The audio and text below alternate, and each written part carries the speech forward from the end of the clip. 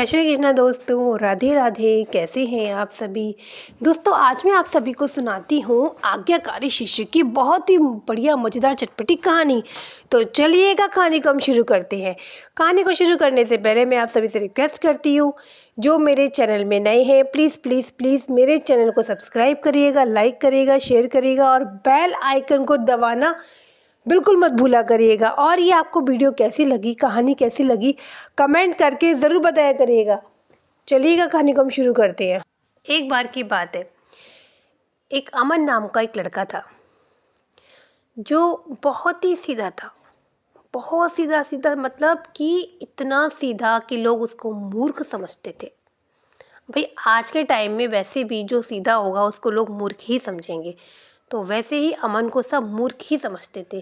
पर कहते ना कि माता पिता के लिए उनका बच्चा सबसे अच्छा होता है, तो वैसे ही अमन की माँ अमन को बहुत प्यार किया करती थी, बहुत।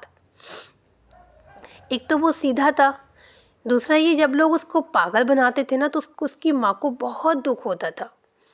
और पर उसके अंदर एक चीज़ और थी, अगर उसकी माँ ने कह दिया यहाँ पे खड़े रहो तो वो वहीं खड़ा रहता था। चाहे वो आंधी आए, तूफान आए, बारिश हो, कुछ भी हो, वो वहाँ से हिल नहीं सकता था। क्यों? क्योंकि उसकी माँ ने उसको बोला था। और उसकी माँ ने एक बात और सिखाई थी कि अपने से बड़ों का आज्ञा का पालन करना। तो अमन की जिंदगी में बस यही बात समा गई थी, अपने जीवन में उसने यही बात अपनी ठान ली थी कि बड़ों का आज्ञा का पालन करना। तो इसी प्रकार से जो लोग उससे बड़े हुआ करते थे वो लोग उससे काम कराया करते थे कभी कभी। जैसे कि अमन की माँ घर पे नहीं है तो उस तरीके से लोग उसका फ़ायदा उठाया करते थे, काम कराया करते थे। तो अमन कभी भी मना नहीं करता था। अब अब कहते ना कि वो इतना सीधा होना भी ठीक नहीं है ना, सब बेवकूफ़ बनाए और, है ना। तो इस तरीके से अमन के पिता जो थे वो दूसरे गांव में काम करने जाते थे। तो अमन के पिता से अमन की माता ने बोला कि अगर अब हम ज़्यादा टाइम तक समय तक अमन को इस गांव में रखेंगे तो अमन को सब पागल बनाते रहेंगे, तो अमन का जो मेंटल डेवलपमेंट है वो हो ही नहीं पाएगा। तो बात तो उन्होंने सही बोली थी। तो अमन के पिताजी कहते हैं कि बगल जहाँ मैं जाता हूँ काम करने के लिए वहाँ पे एक गुरुकुल है, अमन को अब हम वहीं डाल देंगे। अमन को दुनियादारी की नॉलेज होना बहुत ज़रूरी है, सामाजिक चीज़ों का ज्ञान भी होना ज़रूरी है ना। सामाजिक व्यवहार का भी मतलब नॉलेज होना बहुत ज़रूरी होता है। और समाज तो कैसा है उसके बारे में भी पता लगना ज़रूरी है। अमन तो घर में ही रहता है, कभी कभार बाहर भी निकलता तो लोग उसको पागल बनाते हैं। तो इस तरीके से अमन के पेरेंट्स ने डिसाइड किया कि अब अमन को हम गुरुकुल में डाल देंगे। गुरुकुल में शिक्षा भी लेगा और गुरुकुल में डिसिप्लिन भी सीखेगा। और जो गुरुकुल के जो नियम है, कानून है, जो भी कुछ है उनका वो फॉलो करेगा, तो उससे उसको दुनियादारी की समझ आ जाएगी।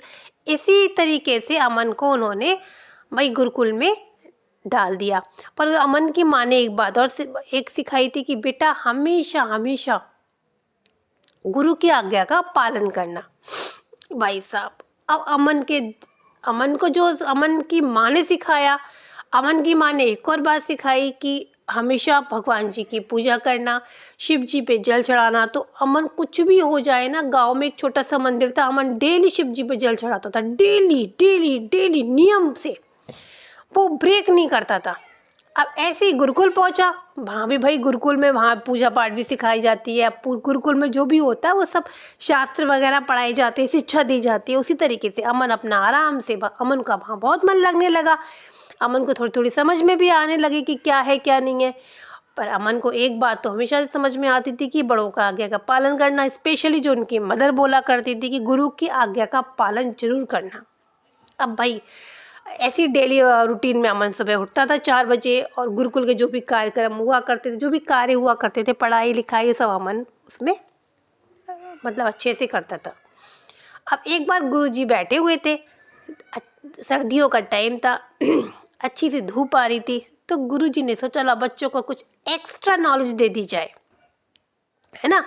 तो भाई गुरुदेव ने उनको बच्चों को एक्स्ट्रा नॉलेज दे दी गई। क्या दी? तो ये दी कि ये पृथ्वी में सबका सबका अधिकार है, सभी लोगों का अधिकार है। जैसे कि हमारा अधिकार है, मनुष्य का अधिकार है, वैसे कि जानवर का भी अधिकार है। हमें खाने का अधिकार है तो तो जानवरों को भी अपना खाने का अधिकार है ना। हमें हमें रहने का अधिकार है, वैसे ही उसी प्रकार से इस पृथ्वी पर जानवरों को भी रहने का अधिकार है। ठीक है।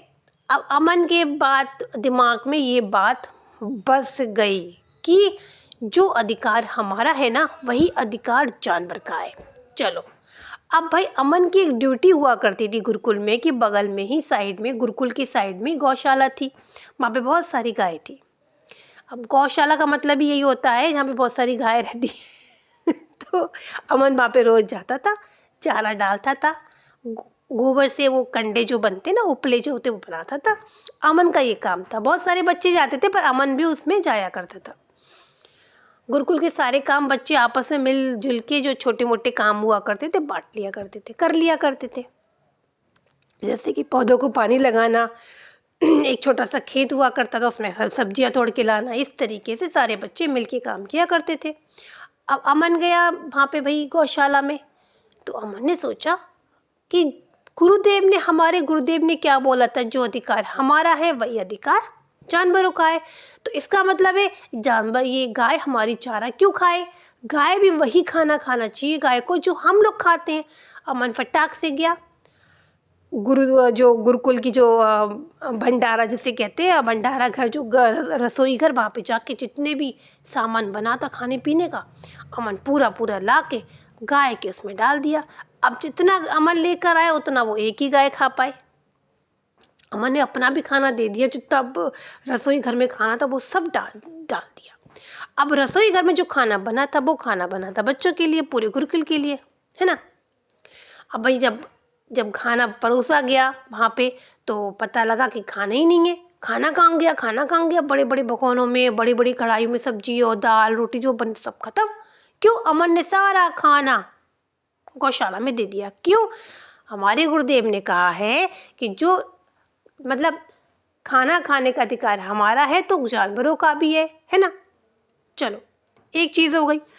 दूसरी चीज क्या होती है कि अमन ये सोचता है कि हम, अब हाँ, जब सबको ये पता लगा कि खाना कहाँ गया, खाना कहाँ गया, तो अमन ने बोल दिया खाना तो मैंने गाय को डाल दिया। बोले क्यों गाय को डाल दिया? क्योंकि गाय का भी तो खाना खाने का अधिकार है, पर खाना वो कम पड़ गया, गाय बहुत ज्यादा है। उसके लिए क्या करेंगे, उसके लिए हम खाना दोबारा बनाएंगे और गाय को हम देंगे। तो सबने फिर समझाया ऐसे नहीं, ऐसे नहीं करते। जब भंडारे में खाना ही इतना है तो हम ही लोगों के लिए हो पाएगा, गाय तो गाय का खाना खाएगी। पर अमन के दिमाग में बिल्कुल नहीं आई। क्यों? अमन के गुरुदेव ने बोला था कि जो हमारा अधिकार है वही जानवर का अधिकार है। चलो भैया, अब क्या होता है कि भाई कहते ना कि सब चीजें, बच्चे जो दिल के साफ होते हैं उनके संग ये सब चीजें हो ही जाती हैं। वो ये नहीं देखते इसका मतलब क्या हुआ, पर जो जिस बड़ों ने कह दिया तो बस कह ही दिया। सच्चे जो बच्चे होते हैं ना, मन के सच्चे होते हैं। उसी प्रकार से अमन था। अब अमन एक दिन जाता है, गुरुदेव कहते हैं अमन देखो, फिर गुरुदेव ने सोचा कि अमन को उस तरीके से ट्रीट किया जाए। किस तरीके से? सामाजिक रूप से ट्रीट किया जाए। गुरुदेव ने बोला अमन, ये सारे के सारे जो पेपर हैं, मतलब कुछ डॉक्यूमेंट्स थे, उन्हें जाके आप इनको बाहर जाके फोटोकॉपी करा लाना, इसकी हमको जरूरत पड़ेगी। भाई गुरुकुल में हर चीज तरीके की चीजें होती हैं, पर उस दिन गुरुकुल की मशीन खराब हो गई थी फोटोकॉपी वाली। गुरुदेव ने बोला कि इनको थोड़ा बाहर भेजेंगे तो थोड़ा इनका सामाजिक ज्ञान भी होगा। अमन ने कहा ठीक है, और गुरुदेव ने कहा ये लो पैसे लो, ये पैसे से तुम थोड़ा सा बाहर कुछ खाना खा लेना, क्योंकि तुम्हें आते वक्त देर हो जाएगी। और कुछ ये सामान थे, लिस्ट बना के दी, ये सामान दिया, सामान के पैसे दिए और ये बोला कि सामान खरीद के लेकर आना। गुरुदेव ने इसलिए अमन को बाहर भेजा कि गुरुदेव ने सोचा कि थोड़ा ये बाहर जाएगा, चीजें सीखेगा तो इसको नॉलेज हो जाएगी। अभी तो ये भोला है, सब लोग भोले के चक्कर में छोड़ देते थे गुरुकुल में होली। अमन बाहर जाता है। गुरुदेव ने बोला पहले फोटोकॉपी करानी है, तो भाई फोटोकॉपी की मशीन में गए। वहां पे सब लिस्ट, सामान अमन सब लिख लिया था कि फोटोकॉपी कौन कौन से पेपर की फोटोकॉपी कितनी कितनी करानी है। अमन ने वो फोटोकॉपी करा ली। ठीक, अमन ने बाकी का जो सामान गुरुदेव ने बोला था कि इतने चदरे आने हैं, तो अमन ने वो सारे के सारे दुकान से चदरे ले लिए, हिसाब किताब भी ठीक ठीक से कर लिया। फिर गुरुदेव ने बोला था क्या कि अमन तुम्हें आते हुए देर हो जाएगी, तुम कुछ वहाँ पे खाना खा पी के आना, वरना तुम्हें भूख लगेगी। तो अमन सोचता है जब गुरुदेव ने बोला है, पैसे दिए, तो क्यों ना मैं अच्छी जगह बैठ के खाना खा लूँ। अब क्या होता है, अमन जाते, एक छोटा सा होटल टाइप रेस्टोरेंट टाइप का होता है, अमन जाते हैं वहाँ पे खाना खाने के लिए। अमन जैसे जा रहा होता है खाना खाने के लिए, वैसे एक कुत्ता बाहर बैठा होता है। बेचारा अमन की तरफ वो पूंछ हिलाता है, ऐसे करता है। अमन ने उस टाइम नोटिस नहीं किया। ठीक है, अमन अंदर जाता है। जैसे वो खाना खाने बैठता है तो अंदर से वो पूरे ग्लास लगे होते, कांच का होता है रेस्टोरेंट में, मतलब दरवाजा जो उसका होता है, खिड़की विड़की में सब ग्लासेस लगी होती है। तो अमन अंदर से देख रहा होता है ये वो कुत्ता ऐसे कर रहा है खाने के लिए। तो अमन को बात याद आती है कि हमारे गुरुदेव ने कहा था सबका, जानवरों का भी अधिकार होता है। तो अमन कहता है, अमन बाहर जाता है, बाकायदा कुत्ते को लेकर अंदर आता है। कुत्ता भी अंदर आ जाता है। अब कुत्ता बैठता है नीचे, अमन कहता है ऊपर बैठो। कुत्ता बैठता है नीचे, अमन कहता है ऊपर बैठो। कुत्ते को अमन उठा के गोदी में ऊपर बैठा देते हैं। अब जब कुत्ता बैठ जाता है तो कुत्ते के लिए कहते हैं, अब जब सब डर जाते हैं, वहां पर इतने अच्छे अच्छे लोग बैठते हैं रेस्टोरेंट में, तो अमन कहता है इसके जो मैं खाऊंगा वही आप इसके लिए लेकर आओ। तो भाई अमन ने तो रोटी सब्जी मंगाई अपने लिए, थाली मंगाई, पर कुत्ता का थाली खाने वाला है ना। और कुत्ते के लिए भी थाली मंगाई। अब कुत्ते ने थाली खाई, कैसे खाई, इधर उधर उधर, आधा गिराया, आधा किया, आधा खाया, आधा किया, और दूसरे की टेबल में जाके कुछ खाने लगा, तीसरे की टेबल में जाके कुछ खाने लगा। पूरे रेस्टोरेंट में अमन ने कुत्ते को, मतलब अमन ने ही तो कुत्ते को बुलाया था। तो कुत्ते ने पूरे रेस्टोरेंट में त्राही त्राही मचा दी, सब के सब जितने भी ग्राहक थे सब भाग गए। अमन को बड़ा गुस्सा आया है, बुरा भी लगा अमन को कि देखो इन लोगों का खाना खराब कर दिया, हमने तो इसके बारे में अच्छा सोचा। अब अब ये सारी चीजें ऊपर बैठे बैठे भोलेनाथ जी देख रहे थे, क्योंकि अमन किसकी पूजा करता था, भोलेनाथ जी की पूजा करता था। अमन ने सोचा चलो कोई बात नहीं, जो हो गया। अमन ने पेमेंट दो प्लेटों का पेमेंट करके अमन चला आया। बेचारे का पेट भी नहीं भरा, क्यों, कुत्ते ने सब गंदगी जो कर दी थी। अमन बाहर निकला।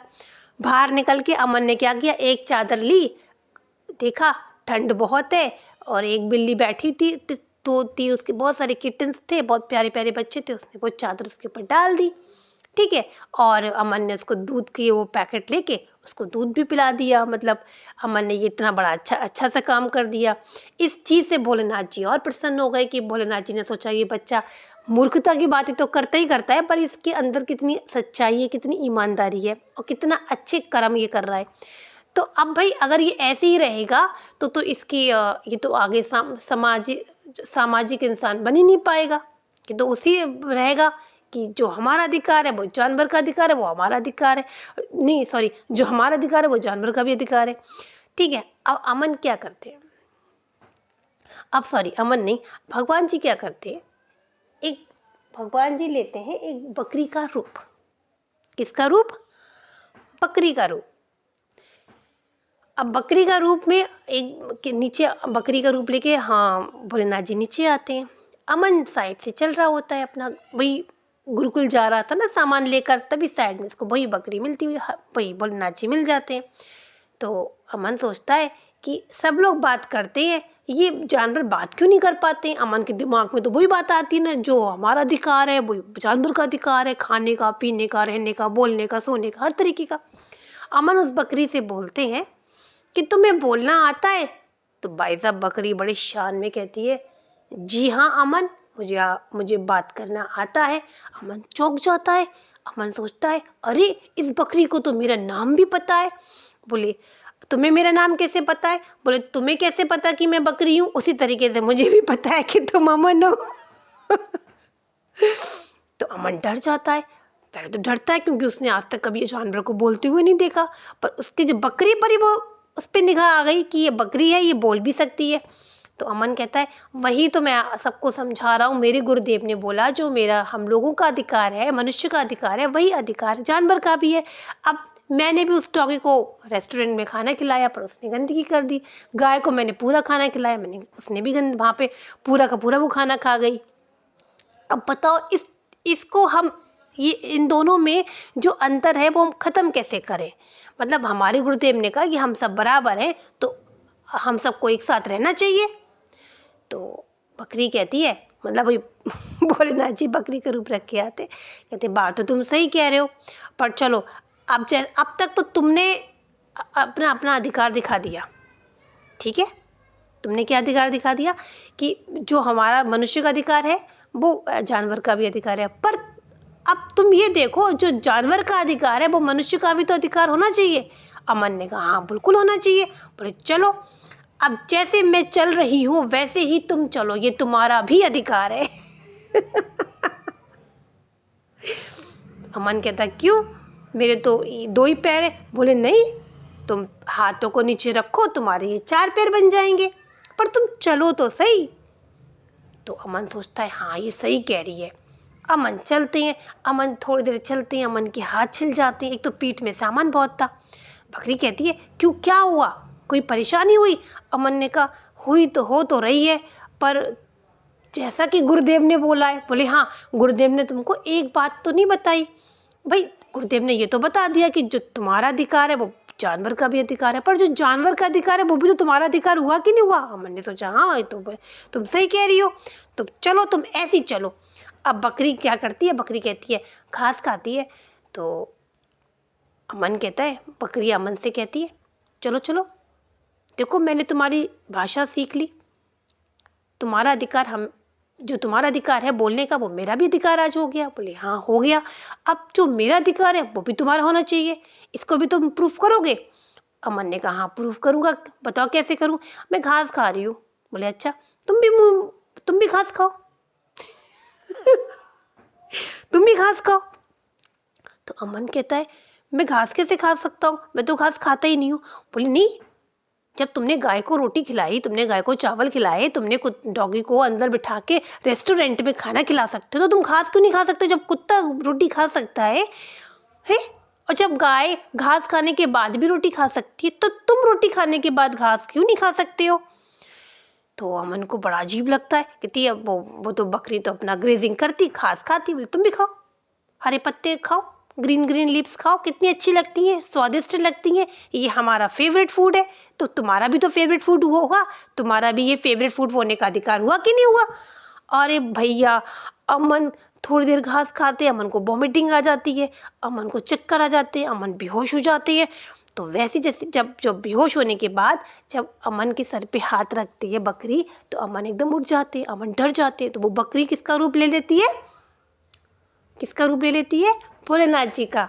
तो अमन डर जाते हैं, तो ये तो भोलेनाथ है जिनकी मंदिर में हमने वो भी देखी थी, मूर्ति भी देखी थी।